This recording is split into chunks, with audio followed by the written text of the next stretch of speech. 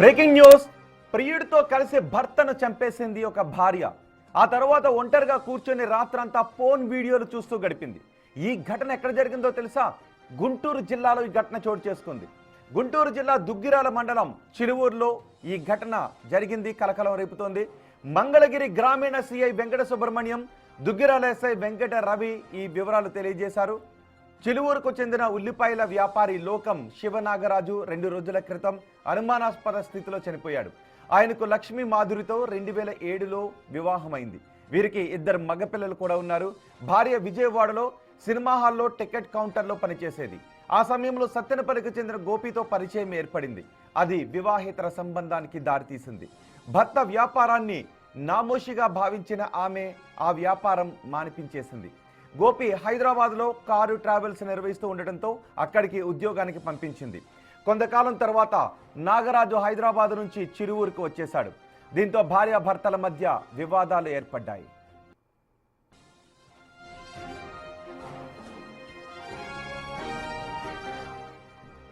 నాగరాజు ఎక్కువగా ఇంటి దగ్గర నుంచే వ్యాపారం చేస్తూ ఉండటంతో ప్రియుడితో సంబంధానికి అడ్డుగా మారాడు అని భావించింది ఆ భార్య. ఎలాగైనా భర్త అడ్డు తొలగించుకోవాలి అని లక్ష్మీ మాధురి ప్లాన్ చేసింది, భావించింది.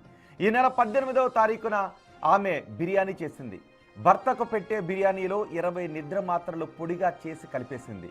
బిర్యానీ తిన్న నాగరాజు గాఢ నిద్రలోకి వెళ్ళిపోయాడు. రాత్రి 11:30 సమయంలో ప్రియుడు ఇంటికొచ్చాడు. నిద్రపోతున్న నాగరాజు ఛాతీపై గోపి కూర్చోగా మాధురి దిండుతో భర్త ముఖంపై అదిమి పట్టి నొక్కి పట్టింది. అతడు చనిపోయాడు అని నిర్ధారించుకున్న తర్వాత గోపి అక్కడి నుంచి వెళ్ళిపోయాడు. ఆ తర్వాత రాత్రంతా మాధురి ఏం చేసిందో తెలుసా? ఫోన్ వీడియోలు చూస్తూ గడిపింది. భర్త శవం పక్కన ఉంటే భర్తను చంపేసి ఆ భర్త పక్కనే కూర్చుని ఆ భార్య, ఇప్పుడు మీరు బిగ్ టీవీ స్క్రీన్ పైన చూస్తున్న ఆ మహిళ, ఆ భార్య ఫోన్ వీడియోలు చూస్తూ గడిపింది. తెల్లవారుజామున 4 గంటల సమయంలో ఇరుగు పొరుగును పిలిచి గుండె నొప్పితో తన భర్త చనిపోయాడు అని హడావిడి చేసింది ఆమె. భార్యాభర్తల మధ్య వివాదాలు, ఆమె వివాహేతర సంబంధం గురించి తెలిసిన ఇరుగు పొరుగు వారు భార్య ప్రవర్తనను అనుమానించారు. అరగంటలో మృతదేహాన్ని అంత్యక్రియలకు తరలిస్తారు అనగా నాగరాజు సన్నిహితులు అక్కడికి వచ్చారు. అతని చెవిలో నుంచి రక్తం రావడం, చెవి వద్ద గాయం ఉండటం గమనించారు. దీంతో తండ్రితో పోలీసులకు ఫిర్యాదు చేయించారు. ఎస్ఐ వెంకట రవి కేసు నమోదు చేసి మృతదేహాన్ని పోస్టుమార్టంకు తరలించారు. నివేదికలో సంచలన విషయాలు బయటకు వచ్చాయి. మృతుని ఛాతీపై ఎముకలు విరిగి ఉండటం, గాలి ఆడకుండా చేయడంతోనే అతను చనిపోయాడు అని తేలడంతో పోలీసులు మాధురిని విచారించారు. దీంతో అసలు విషయాలు బయటకు వచ్చాయి.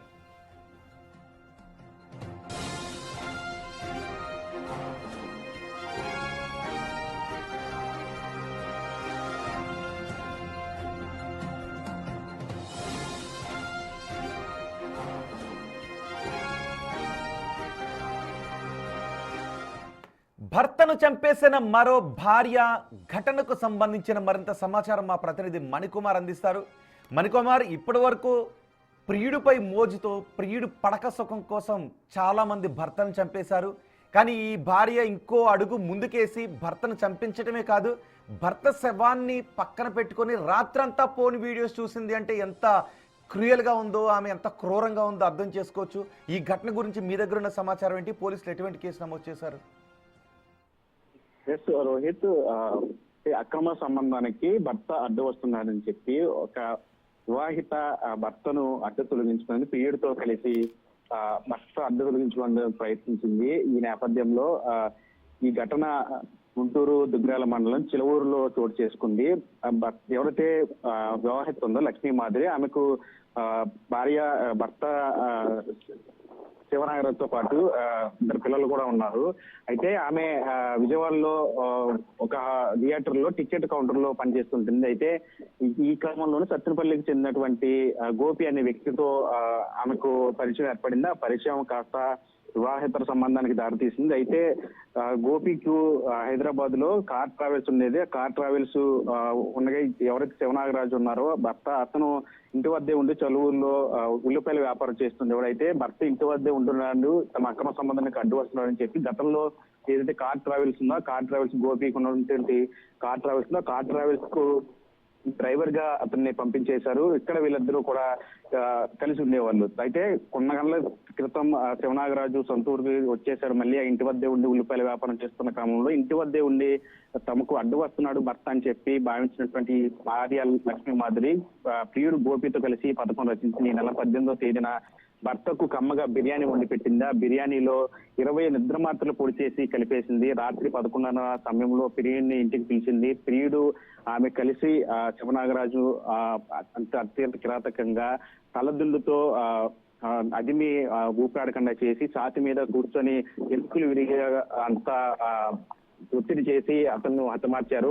తర్వాత ఈ ఘటనంతో కూడా భర్త గుండెపోటుతో రాత్రి చనిపోయాడని చెప్పి మణికుమార్, ప్రస్తుతం ఆ భార్య ఆమె ప్రియుడు ఇద్దరు పోలీసుల అదుపులోనే ఉన్నారా? ఈ విషయం తెలిసిన తర్వాత మొదట అనుమానించింది చుట్టుపక్కల వాళ్ళు. ఈ చుట్టుపక్కల వాళ్ళ అనుమానమే నిజమైంది పోలీసుల విచారణలో. ఆ తర్వాత ఆ చుట్టుపక్కల వాళ్ళు ఏం చెప్తున్నారు? ప్రస్తుతం ఇద్దరు పోలీసుల అదుపులోనే ఉన్నారా?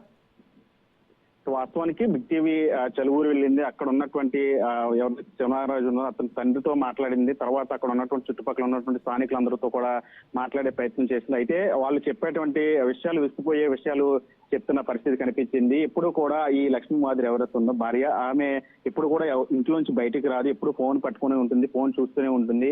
చుట్టుపక్కల ఎవరితో కూడా మాట్లాడదు. చుట్టుపక్కల ఏదైనా ఫంక్షన్లు జరిగిన కార్యక్రమాలు జరిగినా ఎవరు ఆహ్వానించినా సరే వెళ్ళేది కాదు. ఎప్పుడు ఇంటి వద్దే ఉండి ఫోన్ తో ఉండేది. ఎప్పుడు కూడా భర్తతో గొడవలు పడుతూ తరచూ పుట్టింటికి వెళ్ళిపోవటం రావటం, అదేవిధంగా ఏదైతే భర్త పేరు మీద ఉన్నటువంటి ఇల్లు కావచ్చు, ఆస్తులు కావచ్చు అన్ని తన పేరు మీద రాయాలి, తర్వాత అవన్నీ అమ్ముకొని హైదరాబాద్ వెళ్ళిపోదాం అని చెప్పి అతని మీద ఒత్తిడి తీసుకురావటం. ఈ క్రమంలో వాళ్ళిద్దరికి తరచూ గొడవలు అవటం, ఆమె ఇంటికి వెళ్ళిపోవటం వస్తుండడం జరుగుతూ ఉండేది. మరోవైపు ఎవరైతే ఇప్పుడు ఈ ప్రియుడు ఉన్నారో గోపి, ఆ గోపిను తన సోదరుడు అని చెప్పి ఇంటికి తీసుకొస్తూ ఉండేది అప్పుడప్పుడు.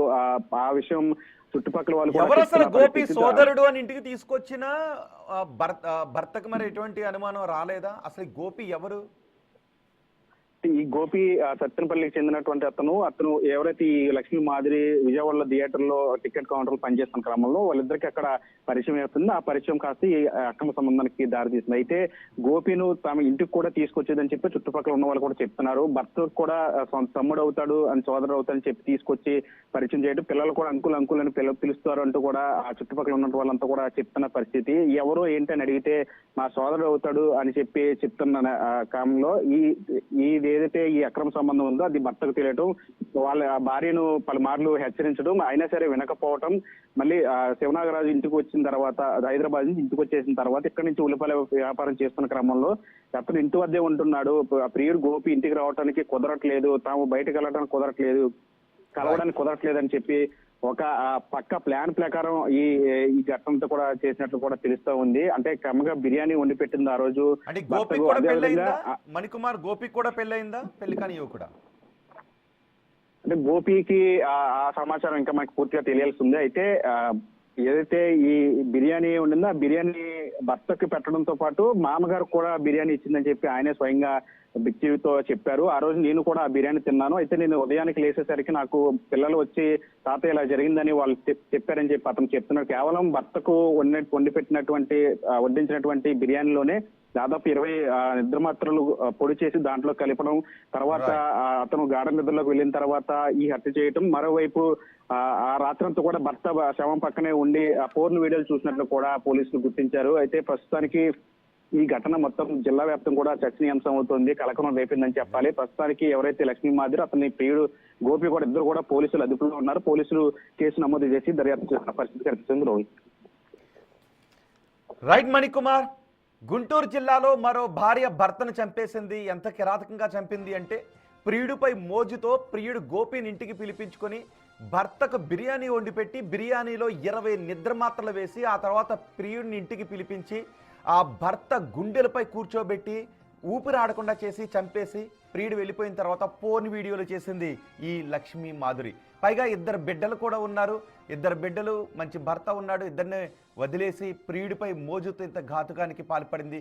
ప్రస్తుతం పోలీసులకు చిక్కి కటకటాలు లెక్క పెడుతుంది.